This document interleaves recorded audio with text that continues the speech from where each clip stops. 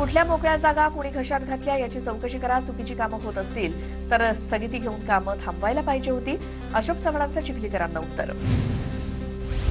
मनपा निवडणुकीच्या तोंडावर परभणीत 50 कट्टे आलेत.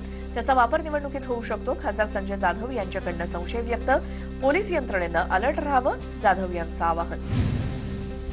अहिल्यानगर शहरात दहशत आणि दडपशाही सुरू. माझ्यावर 35 केसेस.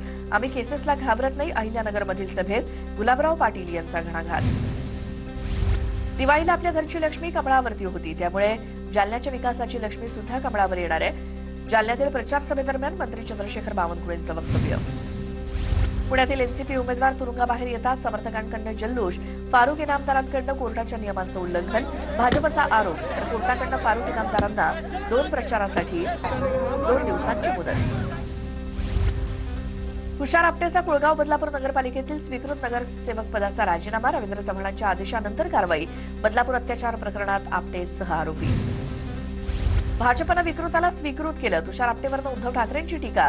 तर अक्षय शिंदे जिवंत असता तर कदाचित तुषार आपटे तुरुंगात गेला असता, ठाकरेंचं वक्तव्य. भाजप महाराष्ट्राच्या संस्कृतीवरती थुंकतोय. लैंगिक अत्याचाराबद्दल भाजपनं बक्षीस दिलंय का? तुषार आपटे भाजपचे स्वीकृत नगरसेवक झाल्यानंतर संजय राऊतांचा सवाल.